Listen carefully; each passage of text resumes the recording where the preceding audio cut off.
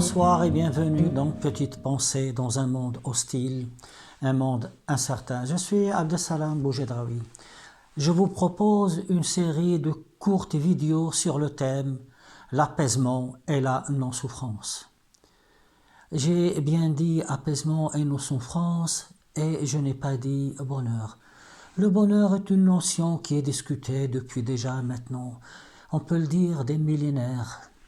Cela rejoint un peu ces grands mythes que sont la jeunesse éternelle avec le mythe de la fontaine de Jouvence. Cela rejoint également le mythe de l'Eldorado, la cité utopique où tout le monde est heureux, tout le monde vit dans la félicité.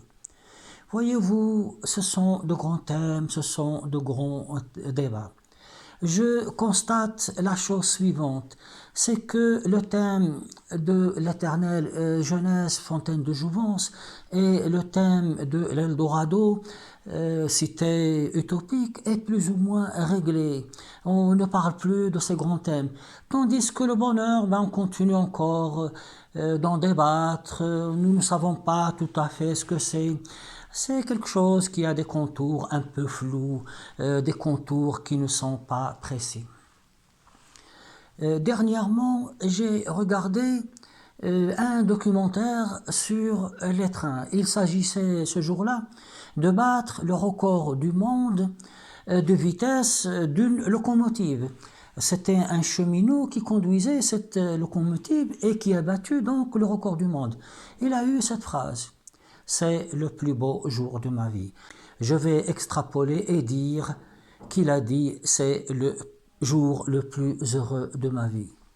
Faut-il croire finalement que le bonheur est une affaire d'exploit, de record de vitesse que l'on bat ? Et ce jour-là est tellement beau, tellement important dans la vie de cet homme que tout ce qu'il a connu, c'est-à-dire le premier sourire de son enfant, les premiers pas de son bébé, ont une moindre importance que ce record, que cet exploit technique ou cet exploit technologique. Voici donc un premier point. Le second point est le suivant. J'ai regardé également, vous savez, ces compétitions des Jeux olympiques. Lorsque un athlète rentre en première position, il nous dit que c'est du bonheur. Faut-il croire là également que le bonheur est affaire d'exploits sportifs ? Bien évidemment, il y a tout le travail en amont, cette préparation, cet entraînement.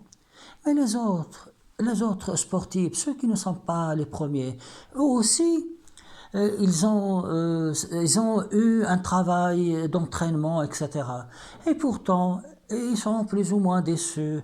C'est-à-dire que finalement, tout ce travail ne compte pas. Ce qui compte pour être heureux, c'est d'être premier. Voyez-vous, je fais cette approche pour vous dire qu'il y a lieu de bien réfléchir sur cette notion du bonheur. Nous allons examiner deux destins similaires. Le premier destin est celui du Bouddha. Comme vous le savez, le Bouddha était un prince, le fils d'un roi. Il avait tout ce qu'il désirait. Il était dans le bonheur complet, la richesse, santé, tout ce qu'un homme, tout ce qu'une femme peut désirer. Et pourtant, lorsqu'il va sortir, il va rencontrer des gens malheureux, des gens miséreux, des gens qui sont malades. Il va finalement renoncer à toute cette richesse, tout ce bonheur pour se consacrer aux autres. L'autre exemple est celui du tsar Alexandre Ier. Le tsar Alexandre Ier était puissant, il avait comme le Bouddha tout ce qu'il désirait. Mais à un certain moment, il était pris de lassitude. Gouverner, être tsar ne l'intéressait plus et il était sur le point d'abdiquer. Finalement, alors qu'il était très jeune, il va mourir. Et son enterrement sera fait juste avec quelques intimes, presque en cachette. Donc le tsar meurt. Quelques années plus tard va apparaître un étrange vagabond qui s'appelle Fyodor Kouzmitch. Ce vagabond ressemble étrangement au tsar Alexandre Ier à tel point que la légende va dire que ce vagabond et le tsar ne sont qu'une seule et même personne. Ce vagabond va consacrer comme le Bouddha toute sa vie à soigner les autres. Voyez-vous, ce sont des mythes. Dans ces deux mythes, nous avons la leçon suivante.